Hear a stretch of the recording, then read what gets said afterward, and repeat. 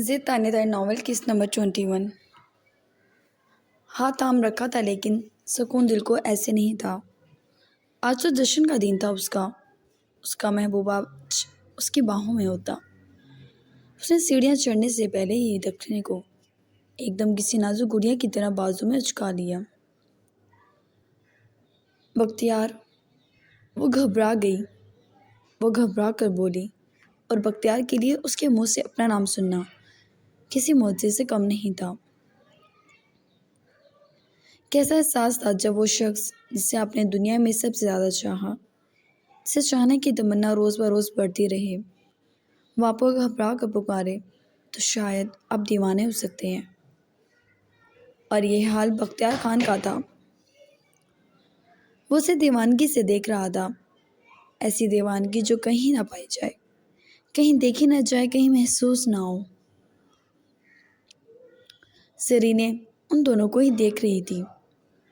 حسد نے اس کو سر سے پاؤں تک جلا دیا تھا۔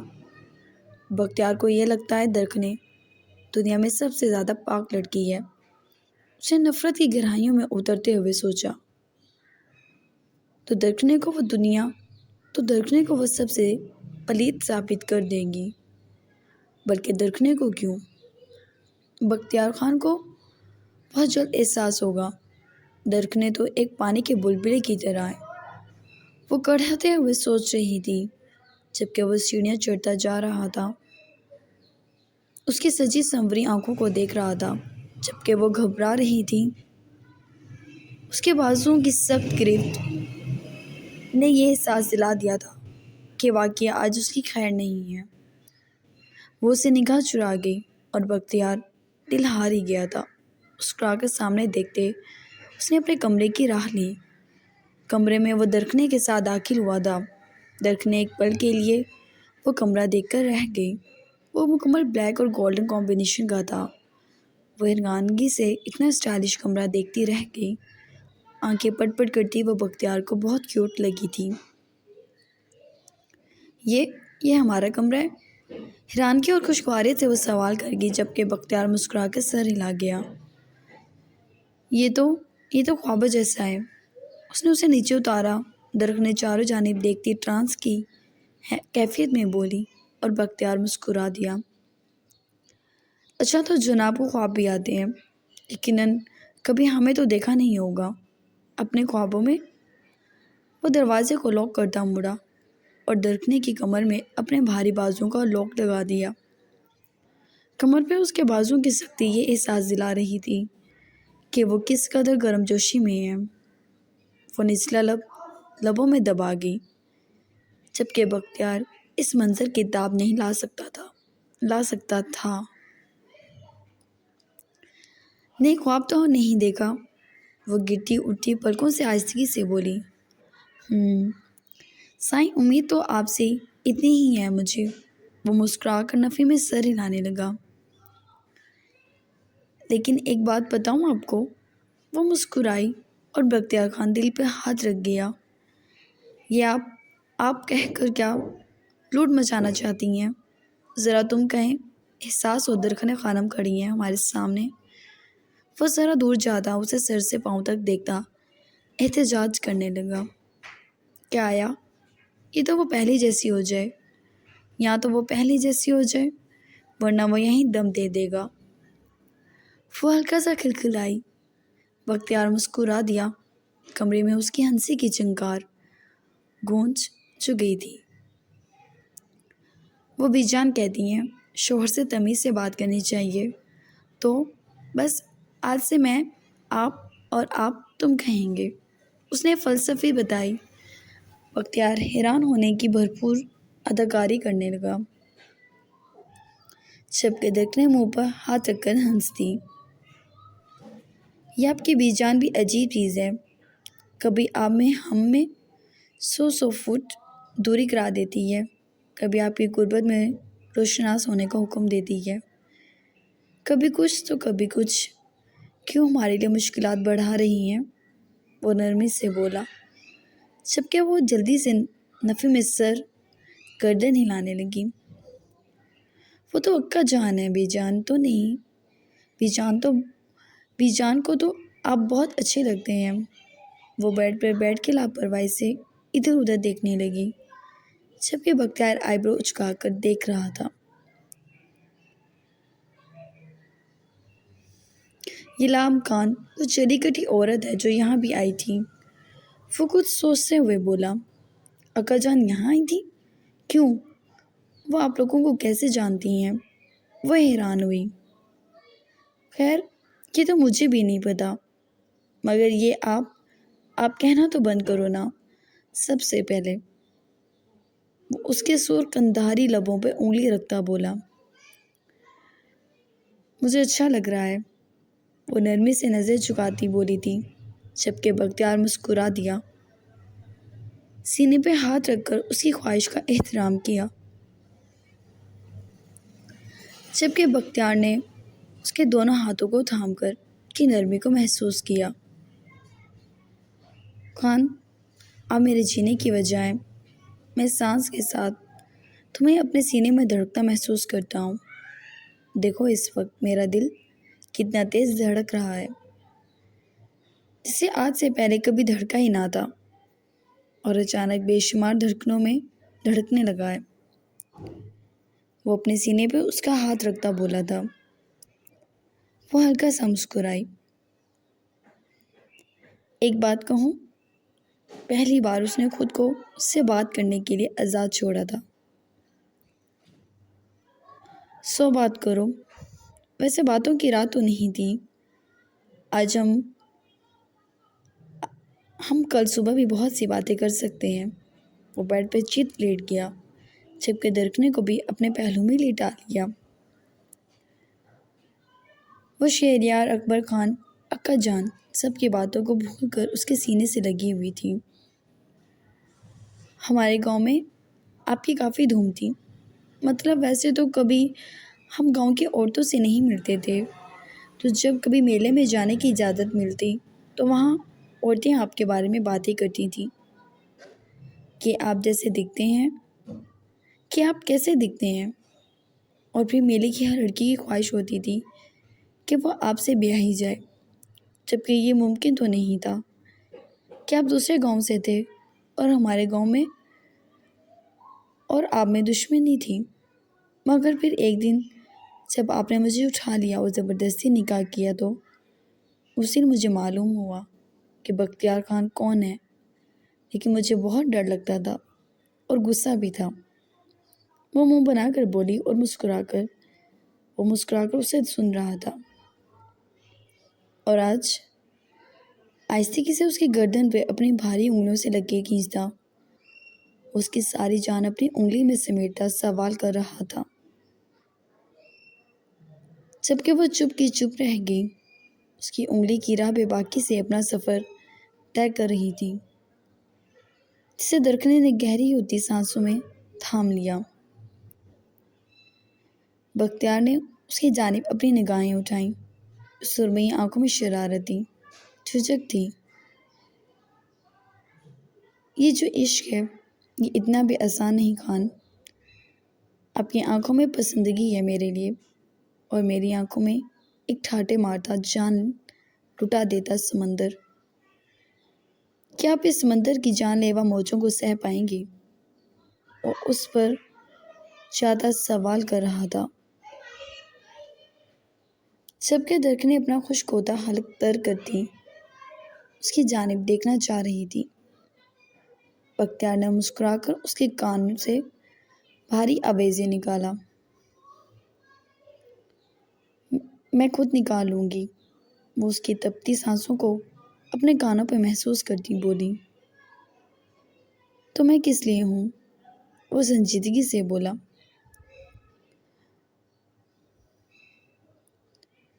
معاملہ کافی گھمیرتا پکڑ رہا تھا۔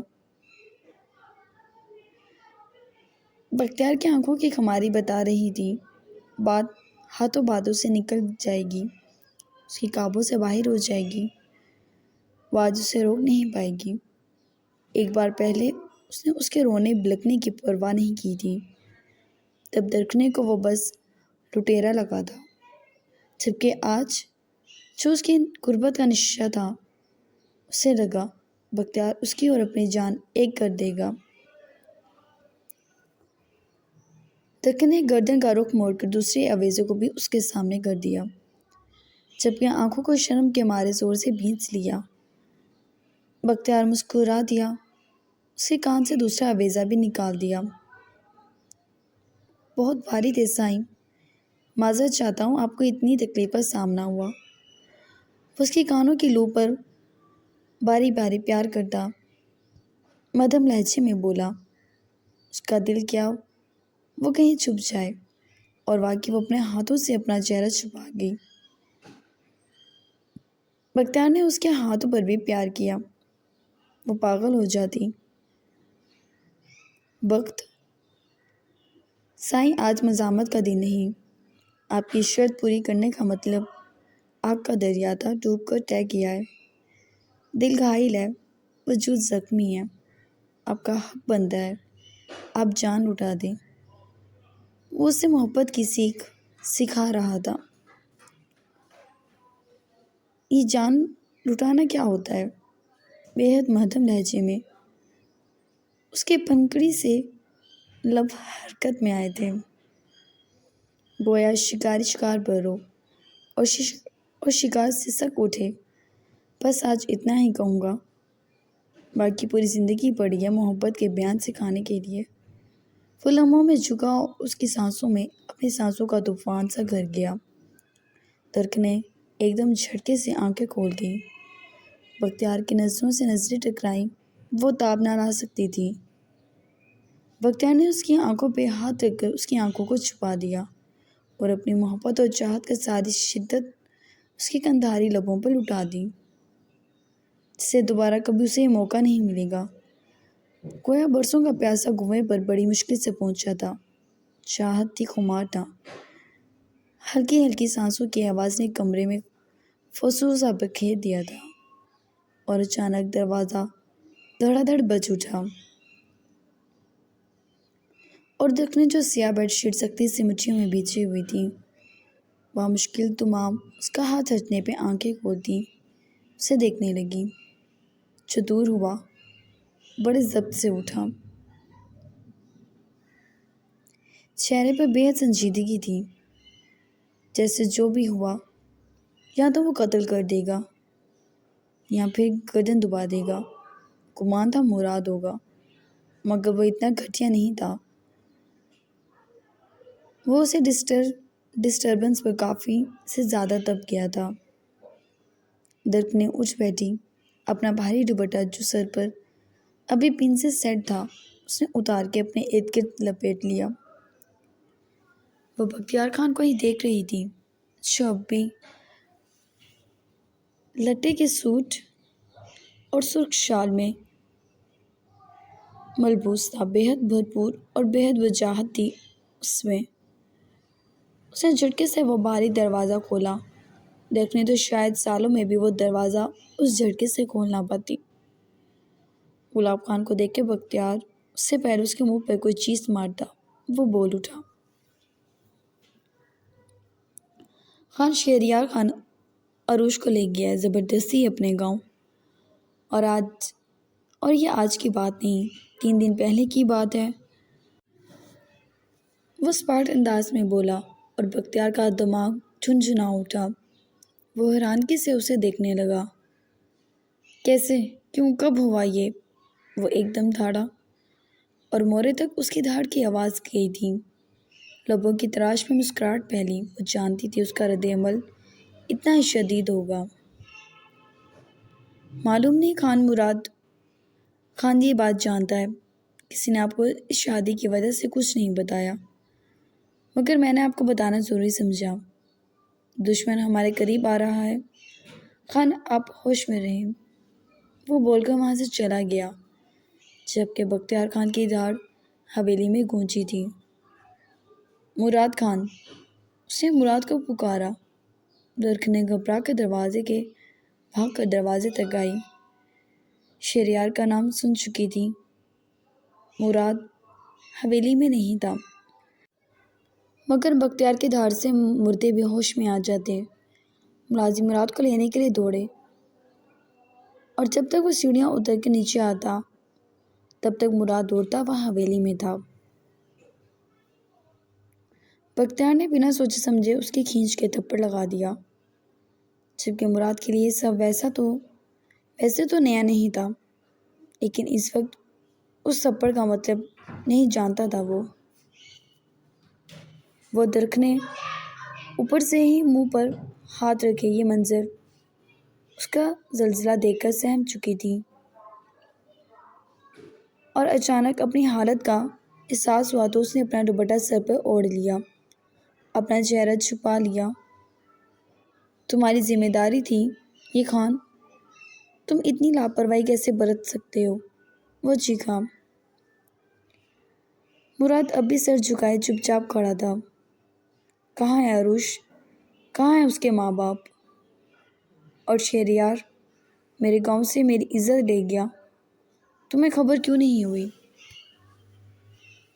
مراد نے حیرانگی سے نگاہ اٹھائی، جو اس بات کا ثبوت تھا کہ وہ خود بھی جانتا نہیں تھا۔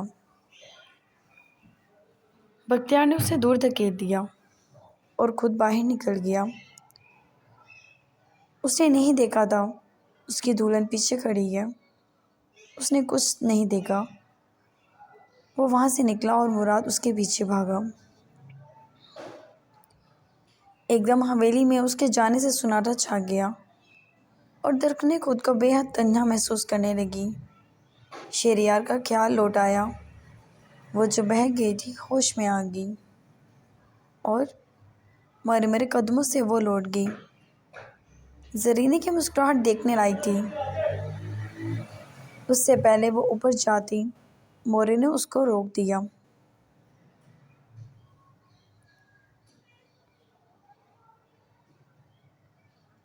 وہ صوفے پر بیٹھی تھی، پتے کی طرح کانپ رہی تھی، اور تبھی دروازہ کھلا تھا اور بے دھڑک کوئی کمرے میں داخل ہو گیا۔ درخنے مورے کو دیکھتی ایک دم کھڑی ہو گئی، جبکہ مورے کے چہرے پر اس کے لیے نفرت ہی نفرت تھی۔ درخنے ان کو دیکھنے لگی اور وہ مسکرا دی۔ بیٹھو بیٹھو، کھڑی کیوں ہو گئی ہو؟ سکون سے بیٹھو، ابھی تو رات بہت لمبی ہے، کھڑے کھڑے بات نہیں ہو سکے گی۔ وہ مسکرا کر بولی تو وہ بیٹھ گئی۔ وہ مسکرا رہی تھیں مگر ان کی مسکراہٹ عجیب تھی۔ وہ کچھ دیر مسکراتی رہیں اور اس کے بعد سنجیدہ ہو گئی۔ درخنے خان اکبر خان کی بیٹی اور ریحانہ خان کی بیٹی، اور نفی میں سر ہلانے لگی۔